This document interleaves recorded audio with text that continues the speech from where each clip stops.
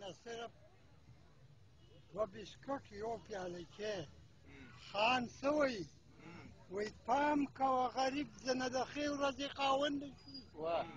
پام کوه غریب ځنه د ښې ورځې خاوند نه شي. دا د کشر خان د پلار د خولې خبره. افسوس او ارمان دا دی چې دا تاسو روان په کومه یې او دا ځئ په کومه او بیا راځئ په کومه او ځئ به په کومه. د خلاصي د رقم نه لګي. وایي چې جامې پکې زما نه وي د تن، څه به ننګ او غیرت وکړم په وطن.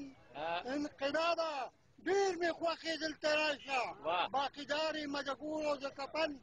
بې بېګاره مې یو ساعت دلته تېر نه کړو.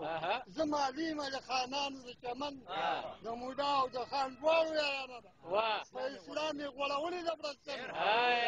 غریب د خېټې غم د چا څه نشته، که د لوږې نه پې تېر شي زنکدن.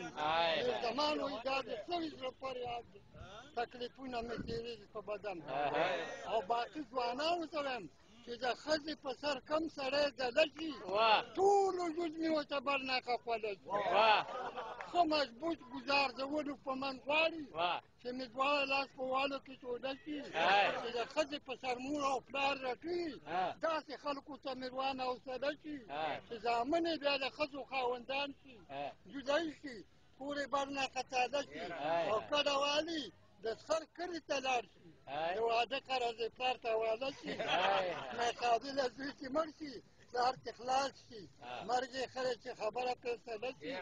ډېر زمان وایي چې مور پلار بښلی نه وي، خدای یې نه بښي که ټول عمر چنده شي. مونږ خو به ټول بښي، مونږ خو د ښځې خو تابعدار یو که نه. خبرې خو د دې خبرې ته نو بل دا دی چې بل به چې اختیار دې پکې نه وي. دا د پښتنو سیمه پرته په دې عذاب کې ده.